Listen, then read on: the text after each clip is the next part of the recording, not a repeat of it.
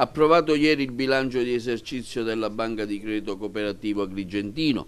La relazione del Consiglio di amministrazione è stata tenuta dal suo presidente, dottor Ignazio Laporta, che ha sottolineato come l'istituto sia ben radicato nel nostro territorio, con un aumento registrato di soci e di impieghi alla clientela, nonostante il momento di crisi che stiamo attraversando. Siamo stati anche bravi e fortunati anche, e il nostro esercizio si è chiuso positivamente in un anno in cui le difficoltà per le banche sono ulteriormente aumentate. Tutti sappiamo quello che accade a livello mondiale, europeo e anche nazionale, quindi per una banca che è da pochi anni che opera in un territorio e quindi deve crescere, non è facile raggiungere risultati positivi alla fine dell'esercizio. Ci siamo riusciti, speriamo di migliorare ancora i risultati per essere maggiormente presenti sul territorio.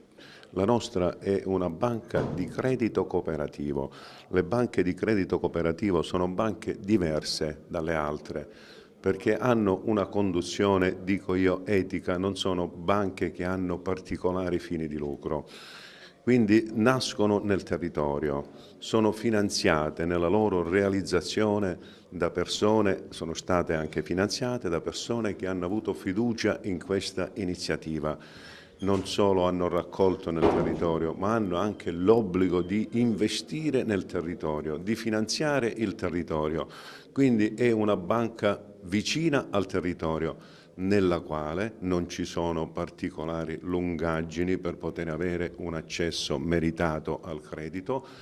E in questo momento particolare abbiamo cercato come banca, come consiglio di amministrazione, di essere ancora più vicini al nostro territorio, chiaramente in una politica di gestione attenta e oculata. Ecco Presidente, questo accordo fra Nord e Sud, lei con la Banca di Treviglio chiaramente ha una sinergia con la Banca di Agrigento. Ci ho subito creduto in questa iniziativa, pur in un territorio magari un po' difficile rispetto al nostro, ma un territorio meraviglioso, un territorio ricco di opportunità.